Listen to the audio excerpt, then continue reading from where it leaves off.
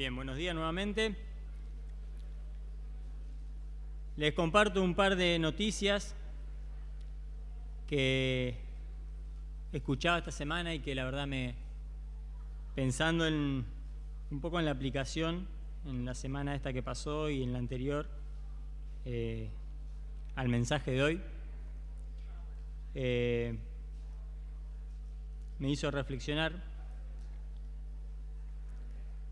Y dice la noticia, está publicado en La Nación, dice: la muerte de un niño en un basural de Paraná destapó un drama conocido y hasta filmado. Vi a chicos pelearse con los chanchos por la comida, y en realidad la noticia es de un camión de basura que va a descargar la basura al basural, y es costumbre que los niños, hay unas 200 familias que viven de separar la basura del basural, y los niños de ese barrio buscan entre la basura algo con que alimentarse, algo con que comer, algo con que saciar, ¿sí? el dolor que siente su estómago por el hambre que pasan. Y pasó que este niño se colgó del camión para llegar primero y en un descuido se cayó y murió. Esto pasó la semana pasada. Leía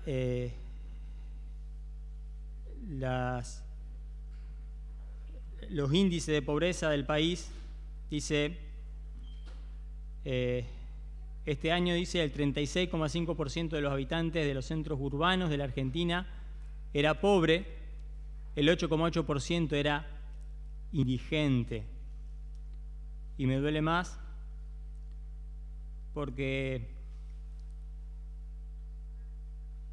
hay otro índice más que dice que en Resistencia, Chaco, y esto es lo que más me duele, Concordia, Entre Ríos, el 49,2% de la población es pobre.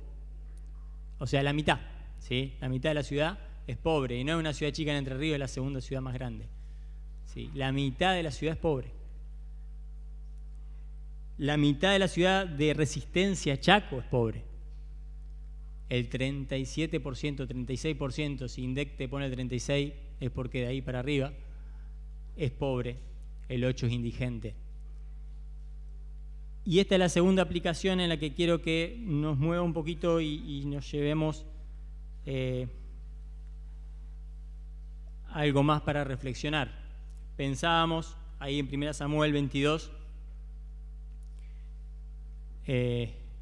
vamos a leer capítulo 22, versículo del 1 al 5, dice: yéndose luego David de allí, huyó a la cueva de Adulam, y cuando sus hermanos y toda la casa de su padre lo supieron, vinieron allí a él, y se juntaron con él todos los afligidos, y todo el que estaba endeudado, y todos los que se hallaban en amargura de espíritu, y fue hecho jefe de ellos, y tuvo consigo como 400 hombres. Versículo 20, dice: pero uno de los hijos de Ahimelech, hijo de Ahitob, que se llamaba Abiatar, escapó y huyó tras David, y Abiatar dio aviso a David de cómo Saúl había dado muerte a los sacerdotes de Jehová, y dijo David a Abiatar: yo sabía que estando allí aquel día Doeg el edomita, él lo había de hacer saber a Saúl: yo he ocasionado la muerte a todas las personas de la casa de tu padre. Verso 23, quédate conmigo, no temas. Quien buscare mi vida buscará también la tuya, pues conmigo estarás a salvo. La primera perspectiva que pensábamos en la cena era de nosotros en el lado de los endeudados, en el lado de los necesitados, viniendo a la presencia del Señor a recibir abrigo, consuelo, paz, seguridad, salvación. Pero el segundo punto de vista de acá es nosotros del lado de David.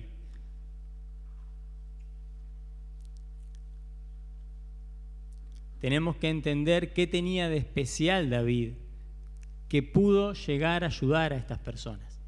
Y este es el desafío y la invitación en este segundo mensaje, ¿sí? Que podamos entender y disponernos a tener este corazón que tuvo David para que personas necesitadas se acercaran a él, ¿sí?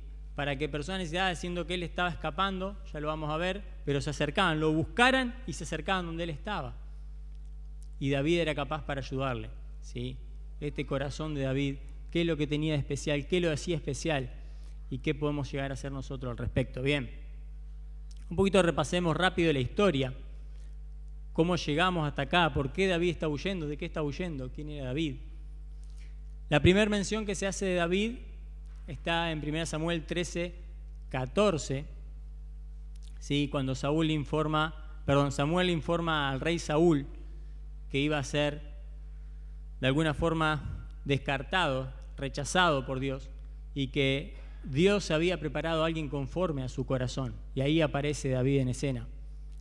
Y ya en la segunda mención ya aparece el nombre de David, 1 Samuel 16, ¿sí? El profeta Samuel, capítulo 15, Samuel está llorando la desobediencia de Saúl, y Dios lo alienta y le dice: deja de llorar y vamos a darme una vuelta de página y anda a ungir al próximo rey de Israel. Y entonces ahí va Samuel y sigue las directivas que Dios le da, ¿sí? Y va allí a Belén, a la casa de Isaí, y empieza a llamar a los hijos de Isaí. Y pasan los hijos que mejor pintaban para ser rey. Pero Dios dice que no era ninguno de ellos. Pero no hay más acá. Y no hay uno cuidando las ovejas, un muchacho. Bueno, llámalo, dice. No nos vamos a sentar a comer hasta que no venga ese, dice. Y llega David y Dios le dice: este es, ¿sí? No miré su parecer, sino que yo lo que miro es el corazón. Y eso es lo que me importaba de David, y eso es lo que yo elegí en David. Esa unción, ¿sí?, que hace Samuel con David es en secreto, ¿sí? Lo saben solo ellos.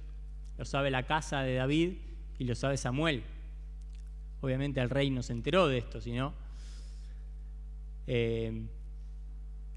pero sigue la historia, y versículo 18 al 21 del capítulo 16 cuenta que así como Saúl se había apartado de Dios, había desobedecido, dice que el Espíritu de Dios también se había apartado de Saúl, y de hecho Dios había mandado un espíritu para que lo atormente.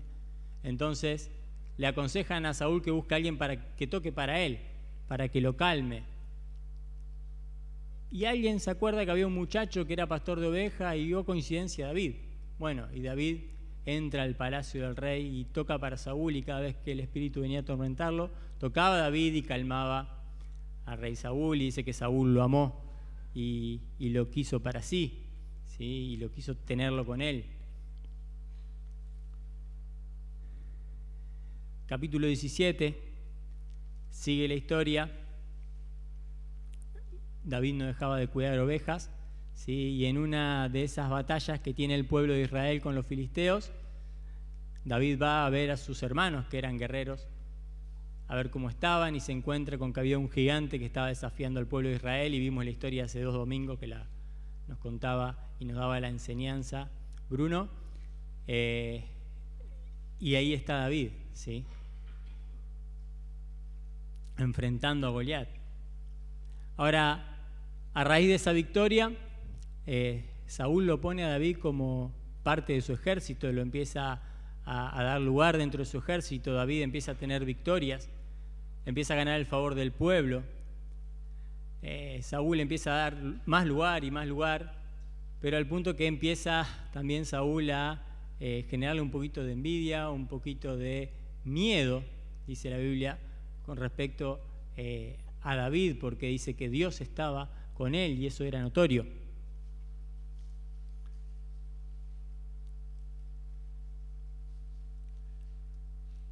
Capítulo 18, en una de estos ataques de envidia y que tenía Saúl, que le empezó a agarrar a Saúl con David, empieza a planear formas de deshacerse de este muchacho que le estaba sacando protagonismo en el reino y que él ya veía venir lo que iba a pasar después, ¿sí?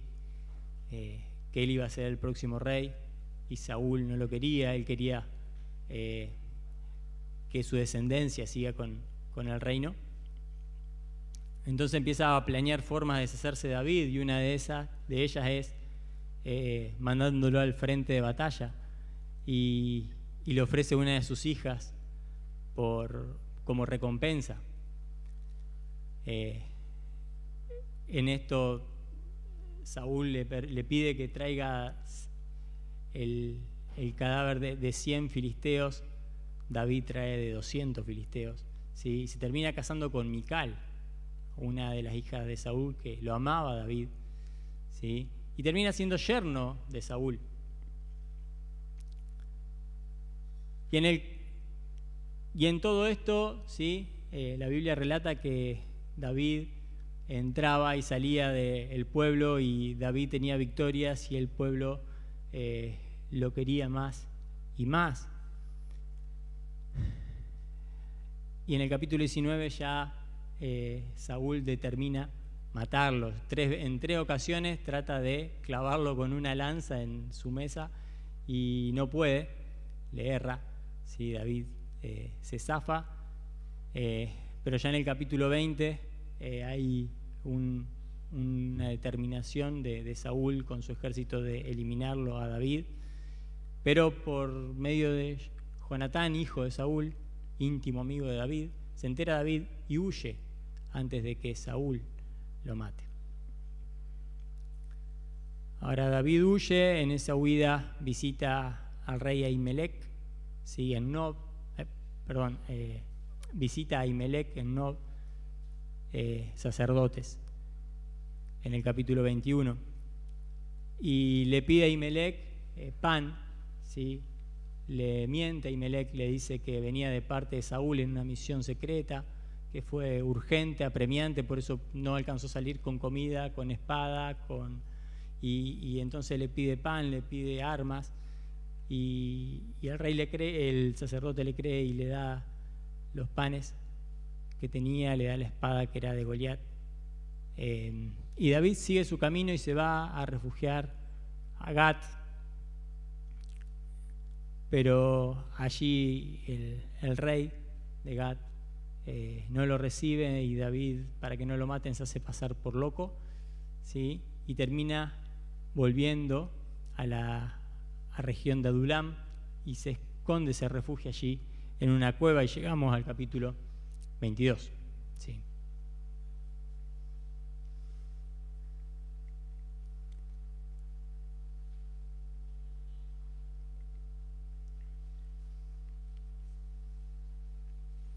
Un poquito para que sepamos, Adulam era una de las ciudades de Judá, estaba ubicada en la región fértil de la Cefelá entre Belén y Laquis, estaba cerca de Belén. Y se la conoce principalmente justamente por esto, por la cueva de Adulam. Pero, sin embargo, para este momento de la historia, Adulam ya era una ciudad vieja, porque antigua, ¿sí? Fue la primera mención que se hace de ella en el registro bíblico, es relacionado con el adulamita que llegó a ser compañero de Judá antes de que la familia de Jacob se trasladara a Egipto. Eso está en Génesis 38. 3 siglos más tarde, Adulam fue uno de los 31 pequeños reinos conquistados por Josué y después fue asignada a Judá. ¿Sí? Cuando Saúl estaba persiguiendo a David, él escapa de aquí y se va a Adulam, donde estamos ahora nosotros. Ahora, como esta zona estaba a 19 kilómetros al sudoeste de Belén, es posible que David ya conociera la región, inclusive quizás haya conocido la cueva de cuando él era pastor de ovejas, ¿sí? Él conocía muy bien el terreno porque ellos pastaban ovejas no en un campo cerrado, sino que se iban a donde haya pasto y después volvían al tiempo, ¿sí? Y eso era siendo niños.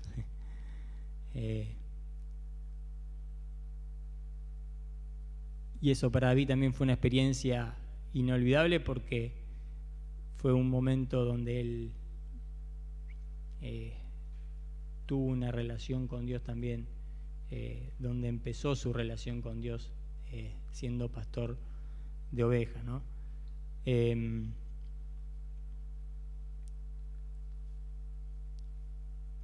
Finalmente parece ser que David hizo de esta cueva su fortaleza, ¿sí? Porque al parecer era inaccesible, y también una vez rey la usó como base de operaciones en sus guerras contra los filisteos. Adulam, la ciudad, aparece también entre las ciudades repobladas por los judíos. Ahora, un poco la pregunta que me hacía para entender el corazón de David, para entender a David, por eso era importante repasar un poco su historia. ¿Quién era David hasta este momento? ¿Qué tenía de especial David?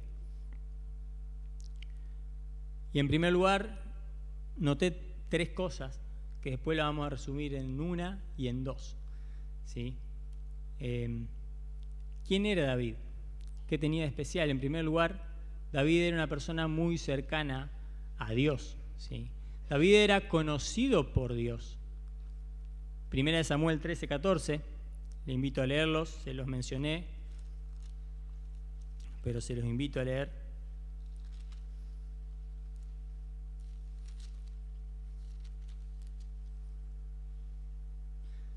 Dice, 1 Samuel 13:14, mas ahora tu reino, diciéndole Samuel a Saúl, no será duradero.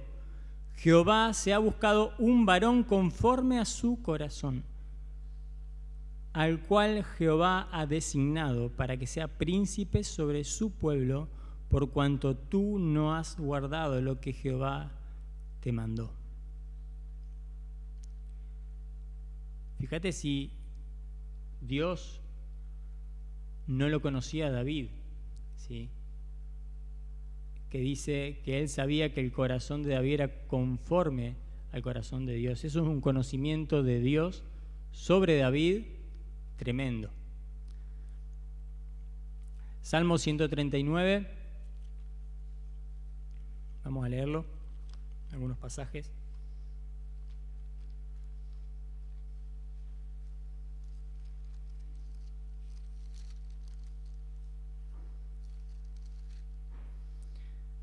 Dice, verso 1, esto lo escribe David: oh Jehová, tú me has examinado y conocido. Tú has conocido mi sentarme y mi levantarme, has entendido desde lejos mis pensamientos, has escudriñado mi andar y mi reposo, y todos mis caminos te son conocidos, pues aún no está la palabra en mi lengua, y aquí, oh Jehová, tú la sabes toda. Verso 13, Dios conoce desde el momento de la concepción a David, porque tú formaste mis entrañas, tú me hiciste en el vientre de mi madre. Verso 15, no fue encubierto de ti mi cuerpo, vi que en oculto fui formado y entretejido en lo más profundo de la tierra. Mi embrión vieron tus ojos, y en tu libro estaban escritas todas aquellas cosas que fueron luego formadas sin faltar una de ellas. Dios conocía muy bien a David, sabía quién era. Y esto es lo primero que tenía David, ¿sí? Un Dios que lo conocía. Lo segundo que tenía David es que David tenía una correcta visión de quién era Dios.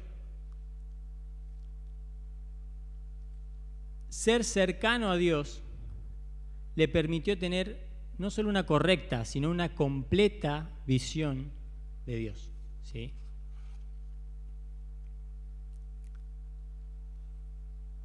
Y pienso, por ejemplo, en la batalla entre David y Goliat, porque David, al conocer a Dios, sabía quién es el que iba a pelear la batalla por él, ¿sí? Y es lo que él le dice al gigante, ¿sí? De Jehová es la batalla, ¿sí? Y eso es lo que pasó. Los salmos de David, esto es algo que estuve pensando y estoy convencido que es así, son un tratado, son una especie de diario, podría decirse, que nos cuentan las experiencias vividas de David con Dios. David no sabía acerca de Dios. A él no le contaron quién era Dios. A él no le contaron y él lo relató en una canción, en un salmo, en una poesía. David conocía a Dios. Y esta es la diferencia entre el conocimiento intelectual y el práctico. Por eso David va a decir, por ejemplo, en el Salmo 1, 2 y al 3, él va a hablar de... Vamos a buscarlo para no decir cosas que no son. Salmo 1, del 2 al 3. Dice... En la ley de Jehová está su delicia, en su ley medita de día y de noche. Verso 3, será como árbol plantado junto a corrientes de agua que da su fruto en su tiempo y su hoja no cae. David había experimentado que la palabra de Dios es la que hace dar fruto. Por eso él escribe esto. Él escribe en base a la experiencia, en base a lo que vivió con Dios. En el capítulo 3, verso 5... David va a escribir, yo me acosté y dormí y desperté porque Jehová me sustentaba. Y David sabe que Jehová es el que sustenta, pero porque él lo vivió, porque él lo entendía así, él lo escribió, porque lo vivió. En el 3.3, mas tú, Jehová, eres escudo alrededor de mí, mi gloria el que levanta mi cabeza. ¿Cuántas batallas ha estado David en medio de flechas, de lanzas, de espadas? Y el Señor era su escudo. Y él lo vivió.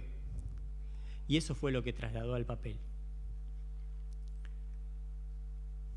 Capítulo 4, 7 y 8 dice: tú diste alegría a mi corazón, mayor que la de ellos cuando abundaba su grano y su mosto. En paz me acostaré y asimismo dormiré, porque solo tú, Jehová, me hace vivir confiado. Él da alegría y da confianza. Y David lo experimentó, lo vivió. Y así podemos seguir salmo tras salmo y vamos a encontrar innumerables características de un Dios, ¿sí? Pero con una completud que alguien que lo ha experimentado como David lo puede entender. Por eso es necesario conocerle, pero es necesario experimentarlo. Conocerle no intelectual, sino prácticamente. Salmo 8, del 3 al 4, David entendía que Jehová es el creador, es superior a toda criatura creada. Salmo 9, 3 al 4, David entendía que Jehová es quien da la victoria con justicia. Salmo 9, 9, que Jehová es refugio del pobre, y justamente eso lo aplicaba acá en la cueva de Adulam. Jehová es refugio del pobre.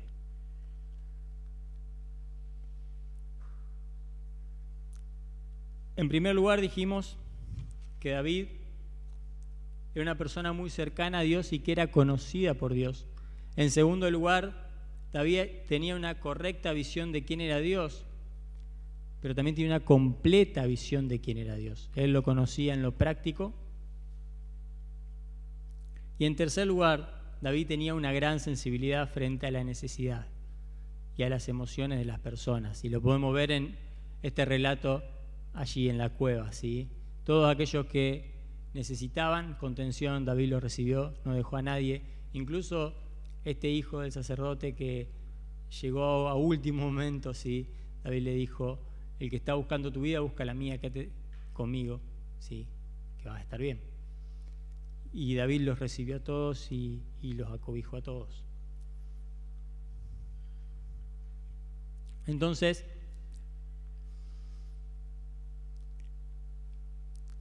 pienso que estas tres cosas son las que nosotros tenemos que aprender de David. En primer lugar, necesito acercarme a Dios. Necesito que Dios me conozca. Hechos 17.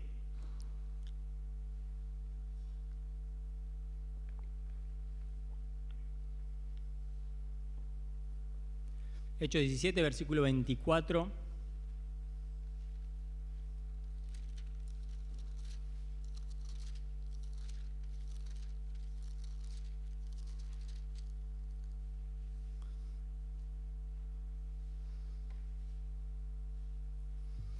Dice: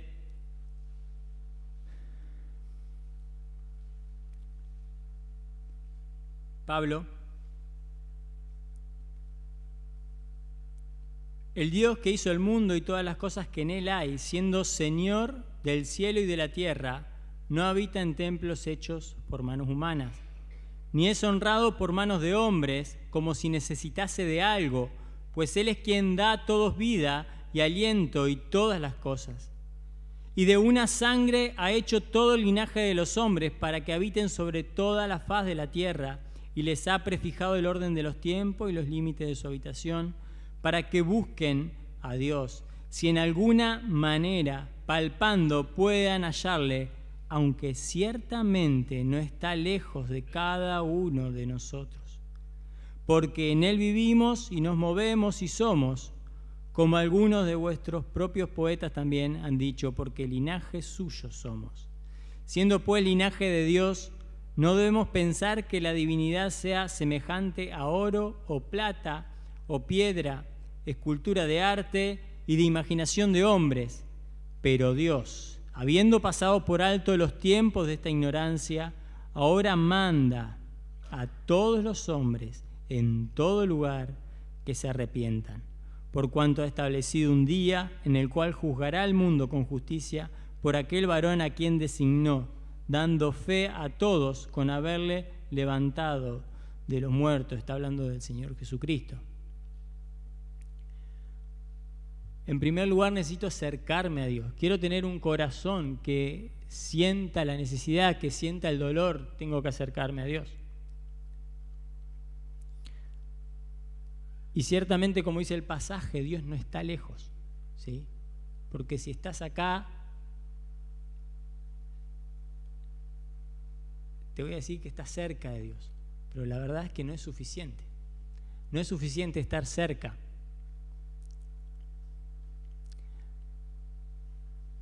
Dios no conoce a los que están cerca. Dios no conoce a los que vienen a la iglesia porque vengan a la iglesia, ¿sí?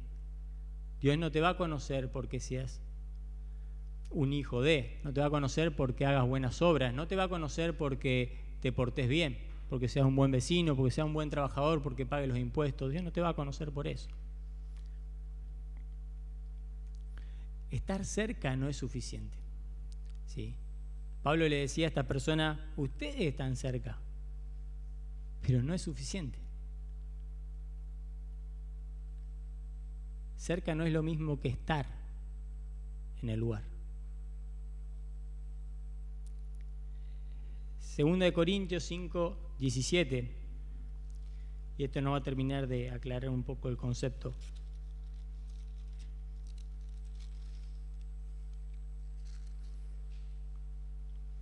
Dice Pablo: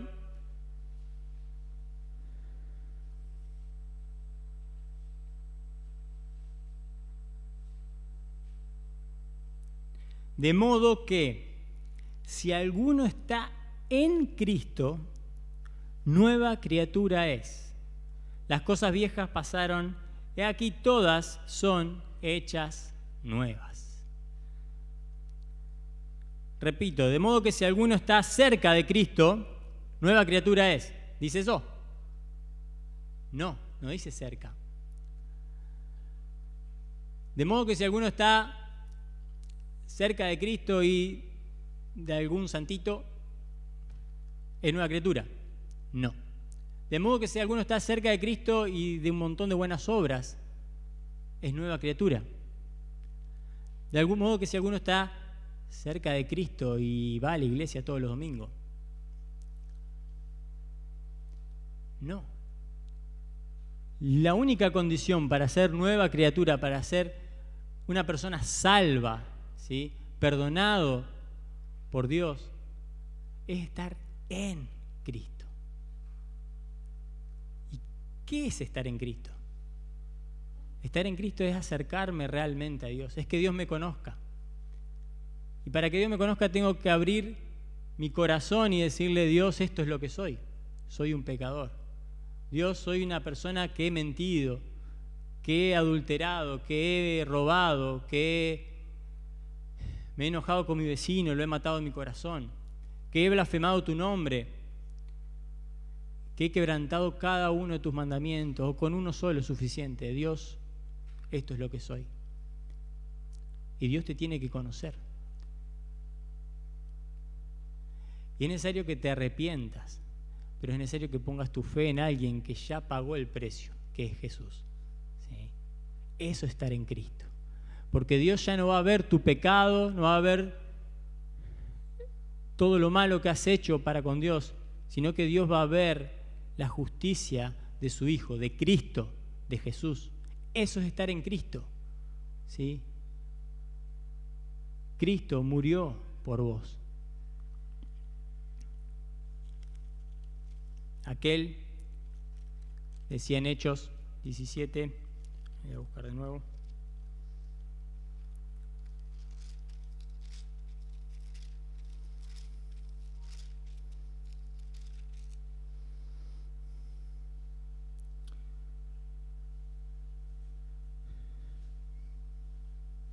Aquel a quien Dios levantó de los muertos, ¿sí? Dios juzgará un día al mundo con justicia por aquel varón a quien designó, a Jesús, dando fe a todos con haberle levantado de los muertos, ¿sí? Dios no te va a juzgar si estás en Cristo, porque Dios te va a conocer. Pero a los que no estén en Cristo, en otro relato la Biblia dice: apartaos de mí porque no los conozco. ¿Sí? Dios no te va a conocer. Dios tiene que conocerte primero. ¿Sí? En segundo lugar, es necesario que yo le conozca a Dios. Filipenses 3, estamos ahí cerquita. Este era el sentir de Pablo y tiene que ser nuestro sentir también. Dice Filipenses 3:7, pasaje conocido, dice: pero cuantas cosas eran para mí ganancia, las he estimado como pérdida por amor de Cristo. Y ciertamente aún estimo todas las cosas como pérdida por la excelencia del conocimiento de Cristo Jesús, mi Señor, por amor del cual lo he perdido todo y lo tengo por basura para ganar a Cristo y ser hallado en Él, no teniendo mi propia justicia que es por la ley, sino la que es por la fe de Cristo, la justicia que es de Dios por la fe.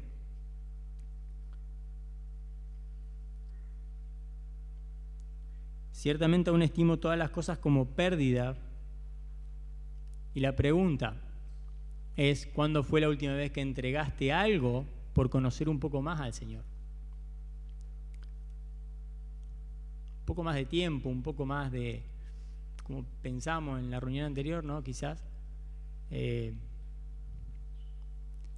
algunas cosas que vuelven a ponerse como prioridad en nuestro corazón y volvemos otra vez a sacarle el tiempo que le tenemos que dar al Señor, porque tenemos que conocerle, ¿sí? Tenemos que conocerle. El Señor dice que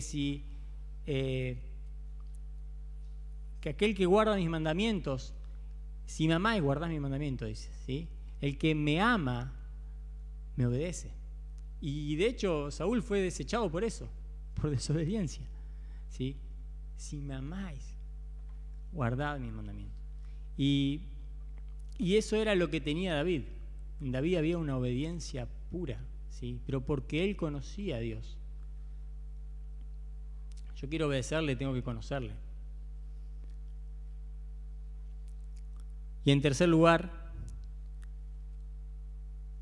necesitamos tener compasión. Mateo 9, con esto terminamos. Mateo 9, 35, 38.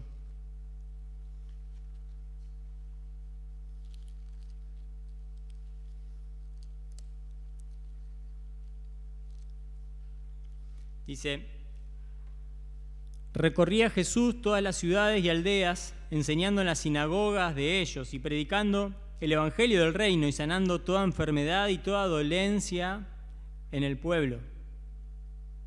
Fíjate lo que hacía Jesús. Recorría todas las ciudades y aldeas, enseñando en las sinagogas de ellos, predicando el evangelio del reino y sanando toda enfermedad y toda dolencia en el pueblo. Y al ver las multitudes, tuvo compasión de ellas, porque estaban desamparadas y dispersas como ovejas que no tienen pastor. Entonces dijo a sus discípulos: a la verdad, la mies es mucha, mas los obreros pocos. Rogad, pues, al Señor de la mies que envíe obreros a su mies. Y yo pensaba que tienen que ser obreros que tengan compasión, que tengan la compasión de Jesús. Sí, no puede ser cualquier obrero, no puede ser alguien que solo sepa las Escrituras, no puede ser alguien que las aplique con frialdad, sino que tenga el corazón de Jesús, ¿sí? Que se duela por el dolido, por el perdido, por el necesitado, por el enfermo, por el que está en una cárcel, ¿sí? Y que pueda actuar. Ahora, estas tres cosas las tenía David, y es necesario que estas tres cosas las tengamos nosotros.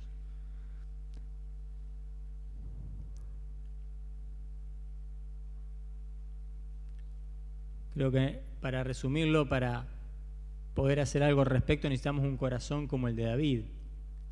Un corazón que ame a Dios, en primer lugar. Y un corazón que ame a su prójimo como a sí mismo, ¿sí? Mateo 22, 37 al 40. ¿Sí? Un corazón conforme al corazón de Dios.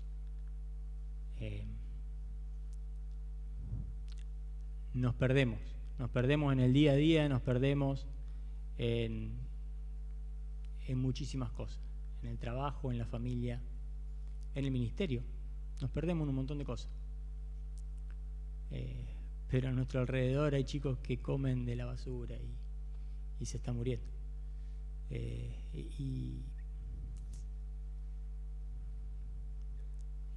que el Señor nos ayude, ¿sí? a tener un corazón que pueda ir más allá.